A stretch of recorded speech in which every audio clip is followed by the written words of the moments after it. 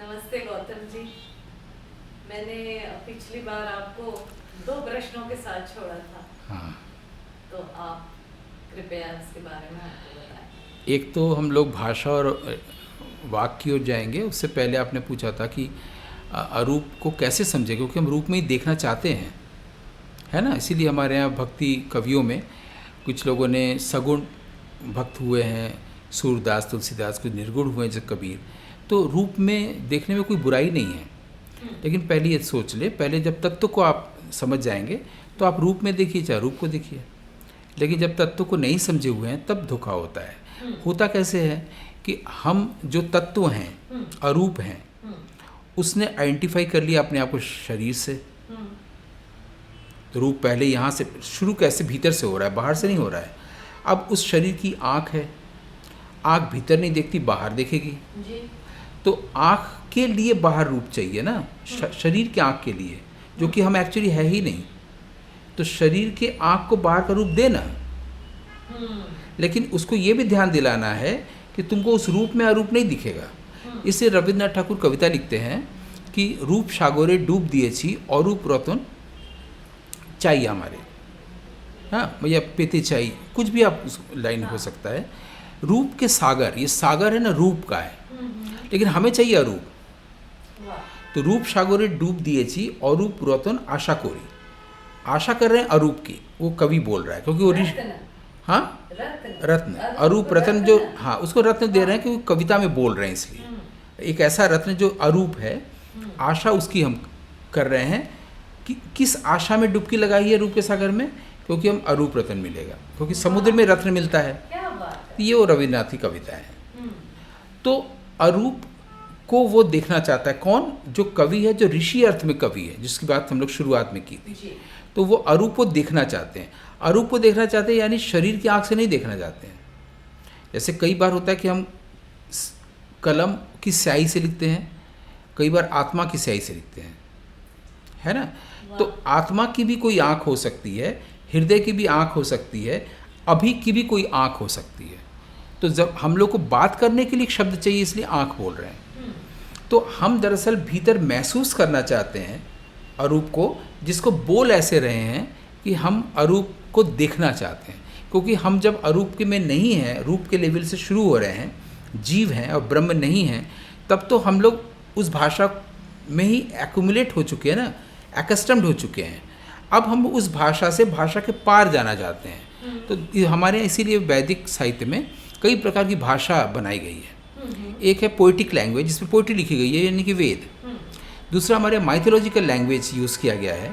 Mythological language use करने पर लोगों ने बिना समझे ये मान लिया कि वो समझते भी हैं। माइथोलॉजिकल लैंग्वेज या आख्यान भाषा का मतलब है, इसको पौराणिक भाषा भी बोलते हैं। उसका मतलब ये है कि विष्णु ने कहा कि नारद तुम ये सूचना लक्ष्मी को दे के आओ। ये पूरी पब्लिक समझती है कि विष्णु ने कहा था, भाई अब क्या किया जाए। या अमृत कुंभ के संधान में देवासुर संग्राम हुआ, विष निकला तो शिव ने पी लिया। लोग बहुत अच्छे से मानते हैं तभी शिव ने गरल पिया है। जैसे मान लो उन्होंने शिव को देखा है, फिर वो कहते हैं कि फिर वो गरुड़ जो है वो कुंभ लेकर के अमृत का चला।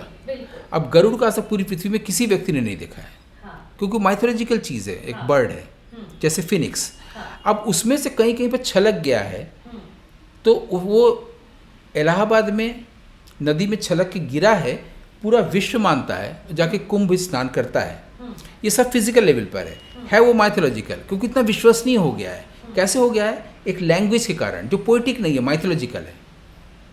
हम नहीं कहते हैं कि मैं अभी जा रहा था, मलाड से आ रहा था, सरस्वती मिल गई, बोली चिट्ठी जरा से लक्ष्मी को दे देना, वो तुमको बदले में 500 का एक नोट देगी। हम लोग तो नहीं मिलते हैं। लेकिन उन्होंने इतना विश्वसनीय बना दिया माइथोलॉजिकल लैंग्वेज का आविष्कार करके कि हम लोग को लगता है कि ऐसा तो हुआ ही है। ये तो आज तो शिवरात्रि है, आज शिव कितनी बार शादी करेंगे, हर साल शिवरात्रि, शिव और पार्वती की शादी। इसका मतलब माइथोलॉजिकल लैंग्वेज का पावर कितना है। तो पहला है पोइटिकल लैंग्वेज, जो लोगों को कठिन लगता है वेद पढ़ना और समझना, इसीलिए बाद में ब्राह्मण, आरण्यक और उपनिषदों की बात की गई है। प्रस्थान बने, प्रस्थानत्रयी कहा गया, लेकिन वो कठिन हो जाता है, स्कॉलर्स के लिए हो जाता है ना। लेकिन माइथोलॉजिकल लैंग्वेज तुरंत समझ में आ जाता है। लेकिन अगर आप किसी से पूछिए कि लक्ष्मी क्या है, तो वो लक्ष्मी जी, सरस्वती जी, लक्ष्मी बोलती हैं उनके सामने नोट आते हैं, पैसा हाँ, है ना, सोने की मोहरें और आती है, खूब लेकिन चांदी लक्ष्मी के- कोई तत्व है जिसका वो रूपायन है, ये नहीं सोच पाते हैं। हाँ, तो- सरस्वती बिल्कुल। उनके गुणों के कारण दिया गया है ना, कि वहाँ पर एक हंस है, वो वीणा है, हाँ। कला और गुणों के कारण, लेकिन तत्व तक लोग नहीं जाते हैं, रूप में देखना चाहते हैं, इसलिए दिया गया है। तो रूप में ही खो गए हैं और रूप तक नहीं जा पाते हैं, हम्म, है ना। तो एक तो ये लैंग्वेज है, एक तीसरी लैंग्वेज भी हमारे यहाँ बनी है योगियों के बीच में, उसको हमारे यहाँ संध्या भाषा कहा गया है। वो और कठिन है।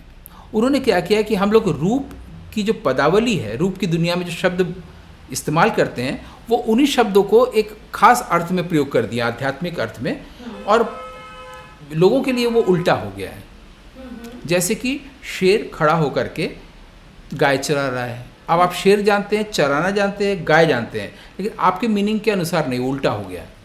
शेर देखते ही सारी गायें भाग जाएंगी ना, लेकिन शेर खड़ा है और गाय निर्भय होकर चर रही हैं, यानी वो कुछ और को प्रतीकित कर रहे हैं गाय से और चरने से और शेर से, जो हम नहीं समझते। वो जानबूझ के ऐसी भाषा प्रयोग करते हैं, क्योंकि उन्होंने जो जिसका स्वाद मिला है, जो सत्य है, उसको वो अपवित्र नहीं होने देना चाहते, पब्लिक उसको अपने माइंड से अपवित्र न कर दे, इसलिए लैंग्वेज भी बना दिया कि हम बोलेंगे लेकिन तुमको समझ में नहीं आएगा, तो तुमको ये mythological से भी नहीं। आगे है हाँ, ये ट्वाइलाइट लैंग्वेज है, संध्या भाषा, जो हमारे नाथ संप्रदाय के लोगों ने इस्तेमाल किया। इसको हम लोग उलटवासी बोलते हैं, अपोजिट, अपसाइड डाउन। तो उसको संधि भाषा या संध्या भाषा का नाम इसलिए दिया गया है कि जब संधि का समय होता है, दिन और रात का, चाहे भोर में चाहे शाम को, तो उस समय पूरी रोशनी खत्म नहीं हुई रहती है, पूरा रात नहीं आया रहता है, धुंधला दिखता है, बातें स्पष्ट नहीं होती है, अस्पष्ट चीज़ें दिखती हैं लेकिन नहीं भी दिखती है। वो आदमी दूर में दिख रहा है लेकिन जा रहा है कि आ रहा है, कन्फ्यूजन रहता है। इसलिए इनकी भाषा समझ में आ रही है, शेर गाय चरना, लेकिन समझ में नहीं आ रही है, इसलिए इसको नाम दिया गया बाद में आधुनिक भाषा में संधि भाषा या संध्या भाषा, क्योंकि संध्या से उसका एक मेल है। उसमें उसको उलटवासी बोला गया कि उल्टी बानी, कबीरदास की उल्टी बानी, बरसे कंबल भीजे पानी। सही बात है, कंबल बरस रहा है, पानी भीग रहा है, लेकिन वो किसी और चीज़ को कह रहे हैं, वो उसी चीज़ को कह रहे हैं जिसको वैदिक ऋषियों ने पोएटिक लैंग्वेज में कहा है या फिर माइथोलॉजिकल लैंग्वेज में कहा है, लेकिन वो आपको समझने नहीं देना चाहते हैं इतने आसानी से, क्योंकि आप इसको अपवित्र कर देंगे। आप इसको तब समझेंगे जब आप उसी हाइट में आके इसको फील कर लेंगे, यानी अभी में आ जाएंगे। आपको जब बता दिया जाएगा शेर क्या है और गाय क्या है, आपको कोई बता देगा, या उसके आगे है कि कबीरदास की उल्टी बानी में, इसी में जो शेर वाली बात है, एक अचंभा देखा रे भाई, एक आश्चर्य देखा, यानी वो नोन नहीं है, अननोन है, चौंका देने वाली बात। हाँ, क्योंकि वो पहले का देखा हुआ नहीं है। माइंड हमेशा नोन को रिपीट करता है, माइंड खत्म, नई बात आ गई। क्या बात? तो एक अचंभा देखा रे भाई, ठाड़ा सिंह चरावे गाय, हो गया, सिंह खड़ा होके, खड़ा होके, चूँकि सद्दुकड़ी भाषा थी उस जमाने में, इसको बोलते थे ऐसा है। कूता को ले गई बिलाई, कुत्ते को बिल्ली लेके जा रही है। जल की मछली तरवरी ब्याई, ब्याई माने बच्चे को जन्म दे रही है, जल में रहने वाली मछली पेड़ पर चढ़ के बच्चे को जन्म दे रही है। चेला को गुरु लागे पाई, गुरु चेले को, एब्सर्ड लग रहा है नहीं, उल्टा है। चेला को गुरु प्रणाम कर रहा है, चेला को गुरु लागे पाई, पहले पूत पीछे भई माई, पहले बच्चे का जन्म हो रहा है फिर माँ का जन्म हो रहा है, उल्टा उल्टा हो रहा है ना। लेकिन ये माँ, बेटा, मछली, ये सब शब्द है जो रूप के संसार से लेकर इन्होंने जानबूझ के उल्टा कर दिया है, कि आपको नहीं समझ में आए। वो ये कहना चाहते हैं कि जब आप बाहर की ओर देख रहे हैं, हाँ। है ना, तो आप लगता है मैं हम शहंशाह हैं, है ना, तो आपको लगता है कि भीतर क्या होता, कुछ है ही नहीं है, ठीक है। तो अब बाद में जब आप भीतर की ओर मुड़े हैं तो यहाँ ब्रह्म से साक्षात्कार हुआ। अब ये आपके अनुसार चल रहा था, अब आप पलट के इनको प्रणाम कर रहे हैं, जिसको आप चेला समझ रहे थे, गुरु, जब अपने आप को शहंशाह मान रहे थे, मैं विश्व का सबसे बड़ा श्रेष्ठ हूँ, मैं इतना बड़ा प्रोफेसर हूँ, प्रधानमंत्री हूँ या राष्ट्र शासक हूँ, कुछ भी हूँ। अब चेला को गुरु लागे पाई, उल्टा हो गया ना। लेकिन जब आप इसको समझेंगे तो जो तत्वदर्शी होगा वो इनका मतलब तुरंत समझ जाएगा। तो जानबूझ के इन्होंने लैंग्वेज को ऐसा रखा ताकि वाक अशुद्धि ना हो। तो वैदिक सिस्टम से ही हमारे यहाँ वाक आया। एक ऋषि थी, ऋषि का तो कोई जेंडर नहीं होता लेकिन थी वो, तो उनका नाम था वागाम्भृणी। तो अम्भृणी की वो पुत्री थी, तो उन्होंने चूँकि वाक सूक्त दिया था, 4 सूक्त में 4 कारिकाएँ हैं, इसलिए उसको वागाम्भृणी सूक्त कहा गया वागाम्भृणी सूक्त वाक सूक्त को कहा गया। लोग सरलता से इसको वाक सूक्त कहते हैं या चतवारी वाक कहते हैं, जो हमने शुरू में बताया था कि 4 स्टेटस हैं इसके, परा, पश्यंती, मध्यमा और वैखरी। इसका कंसेप्ट वागाम्भृणी ने दिया था। उसी बात को इस चीज़ को समझाने के लिए अलग अलग ढंग से कहा गया। इसी पर बहुत अच्छा एक ग्रंथ है वाक्यपदीय, जो ऋषि भर्तृहरि ने लिखा है, सिर्फ इसी विषय को लेकर ही पूरा ग्रंथ है। और इसी को कबीर साहब भी कह रहे हैं, उसको वो शब्द सुरति योग कह रहे हैं, शब्द लिख रहे हैं, शब्द बोल रहे हैं, तो लिखते नहीं हैं, कभी उन्होंने कागज़ नहीं छुआ। तो वो जो सारी बात बोल रहे हैं तब तो वही बोल रहे हैं जो वागाम्भृणी जी बोल रही हैं, लेकिन वो इस तरह से बोल रहे हैं कि कोई भी व्यक्ति अपने माइंड से अशुद्ध नहीं कर पाए। माइंड ही तो अशुद्धि है ना। वो माइंड ड्रॉप करे, हार्ट में आए और मतलब समझ जाए। यानी हार्ट में आए का मतलब अभी में आए, यानी अभी में आने से आप कबीर को समझ लेते हैं। इतना आसान है। आप तो मुस्कुरा रहे हैं आसान कह के, और हमारा दिमाग घूम रहा है कि माइथोलॉजिकल लैंग्वेज में आपने कौन सा सूक्त बताया अभी? नहीं, पहले तो पोइटिक लैंग्वेज में वेद लिखा गया। माइथोलॉजिकल लैंग्वेज में सारी माइथोलॉजिकल स्टोरीज हैं, तो उपनिषदों की कहानियाँ, पुराण कहानियाँ। तीसरा है संध्या भाषा है, ट्वाइलाइट लैंग्वेज। वो नाथ सिद्ध संप्रदायों की भाषा है, जैसे गोरक्षनाथ, मत्स्येंद्रनाथ, मीननाथ, कबीरनाथ, ये जो नाथ संप्रदाय हैं, बहुत आसान इनको समझना। अगर आप कुमार गंधर्व को सुनते हैं तो वो तो शब्द का उच्चार ऐसे करते हैं कि पूरा मतलब समझ में आ जाता है। क्या बात है, वाह। तो मुझे लगता है कि संगीत को भी ऐसा ही होना चाहिए। और कुमार गंधर्व जी अभी में थे तभी वो ऐसा हो सका कि एक ऐसा सरोवर था जिसमें सीढ़ियाँ नहीं बनी थी, वो उतरे तो सीढ़ियाँ बन गई, और उसके बाद सारे फॉलोअर्स उसी सीढ़ी में उतरने लगे, इससे वो सरोवर ही नहीं रहा, फिर सूख गया। आपने तो सारे अलग अलग पक्ष, अलग अलग सब्जेक्ट्स, सब जगह के ऋषि आइडेंटिफाई करते जा रहे हैं आप। सबसे आसान है कि अभी में रहना, अभी में रहने से ही सारा कुछ समझ में आ सकता है, क्योंकि ये ऑल इंक्लूसिव है, पूरा कॉस्मोस वर्ल्ड, और सारे वर्ल्ड्स, सारे मून्स, सारे सन्स, सारे स्टार्स, सारे गैलेक्सीज, सब कुछ इस अभी में समाया हुआ है। तो क्योंकि आप इस अभी, आप वही तो पाना चाहते हैं ना, खुशी, शांति, प्रभुत्व, सत्ता, शक्ति, जो आप पाना चाहते हैं। यहाँ आपको लगता है कि सब आपको मिल गया है। जो भी आप पाना चाहते हैं, सुकून, शांति, इश्क, मोहब्बत, जो कुछ भी आपको लगता है कि मुझे ये चाहिए, मुझे शांति चाहिए, ये सिर्फ अभी में आने से होगा। अभी में आने से ईश्वर, अभी में आने से सूरज चांद, अभी में आने से प्रार्थना मंत्र, अभी में आने से सब कुछ। फिर वो अभी और यहाँ फिजिकल नहीं रह जाएगा, टोपोग्राफिकल नहीं रह जाएगा, आप उसको ट्रांसेंड कर जाएंगे। तब लगेगा कि हमारी जो चेतना है वो ट्रांसेंडेंटल कॉन्शियसनेस है। सबकॉन्शियस, अनकॉन्शियस और कॉन्शियस का जो विभाजन है वो डिफेक्टिव है।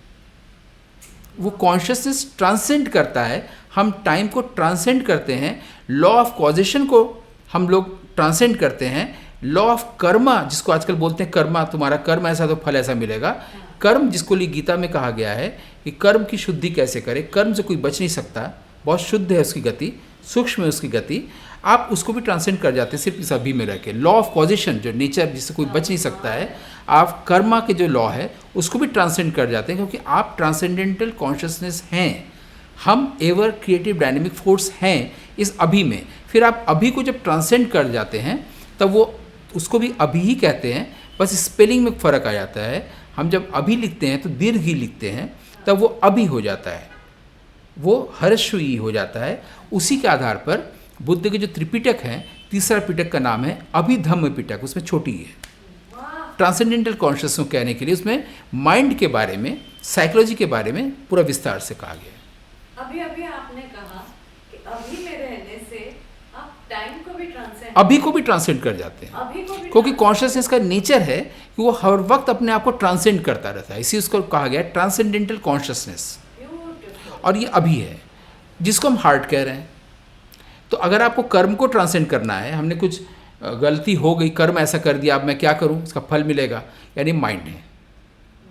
आप अभी में रहिए, कर्म को ट्रांसेंड कर दिया, आपके पास कोई पाप नहीं रहा। इसी रामकृष्ण के पास कोई जाता था तो रामकृष्ण अपनी भाषा में उनको समझाते थे। वो बोला कि मैंने बहुत चोरी की, पाप की, अब क्या करें, बोलते थे कि अब मत करो, यानी अब आ जाओ, अब पीछे पीछे याद करोगे मैंने माइंड में चले जाओगे ना, अब मत करो, वो इतनी बड़ी गूढ़ बात को इतनी सरलता से बोल देते थे रामकृष्ण परमहंस। वो बोलते थे, अब मत करो, मैंने ये गलत काम किया है, वो अब मत करो, यानी अब में आ जाओ, पीछे सोचो ही मत, माइंड आ जाएगा, उसको ट्रांसेंड कर दो। और सचमुच में व्यक्ति अपने कर्म को, अपने ऐसे कर्म को जो अज्ञानवश किया है, ट्रांसेंड कर सकता है, मुक्त हो सकता है पाप से, माइंड से मुक्त हो जाए। वो पाप से मुक्त ना हो, माइंड ही तो पाप है। जो सोच रहा है, जो माइंड में आ रहा है, वो सबसे बड़ा पाप कर्म कर रहा है, वो माइंड में है। वो पुण्य का काम करे, वो हार्ट में आ जाए। पूरा अनलर्न कराएंगे आप सब कुछ। अभी तक फिर भी वाक वाली बात रह गई खोलने की। अब हमको लगता है कि अगली बार, क्योंकि भारतीय विद्या वाङ्मय में अंत नहीं होता, अनएंडिंग है, या विश्राम और विराम की ही प्रथा है।